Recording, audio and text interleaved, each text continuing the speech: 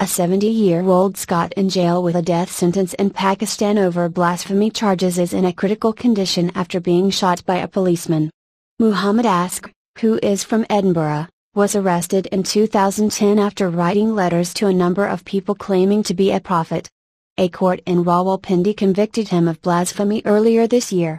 The attack took place at 8:30 local time inside the Adil jail, Rawalpindi, where he was being held.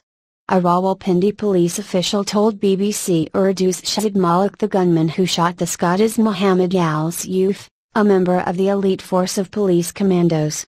He said Mr. Asghar walked into Mr. Asghar's cell before shooting him.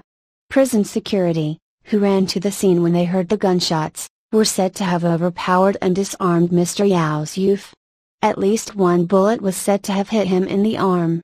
Mr. Asghar's family and lawyers have said he has a history of mental illness and was sectioned under the Mental Health Act in Edinburgh shortly before travelling to Pakistan.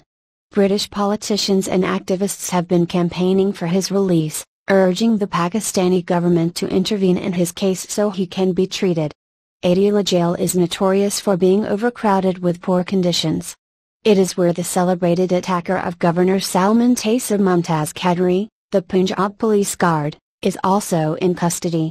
Mr. Asghar was convicted under the blasphemy law in 2010 and filed an appeal in the Lahore High Court in February 2014 against his sentence, but it has yet to be heard. Appeals can take up to 5 years before they reach the court. Mr. Asghar is now receiving treatment in hospital, but legal charity Reprieve, which is assisting him, remains deeply concerned about his security.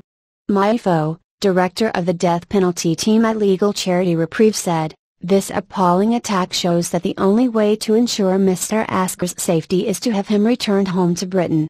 The UK government must redouble its efforts on this front, and as a first step, must urgently ensure that he is moved today to a safe location in Pakistan, until he is well enough to travel." Mr. Asghar is a vulnerable, 70-year-old man suffering from severe mental illness, a fact which has been consistently ignored by the Pakistani courts during his 4-year ordeal.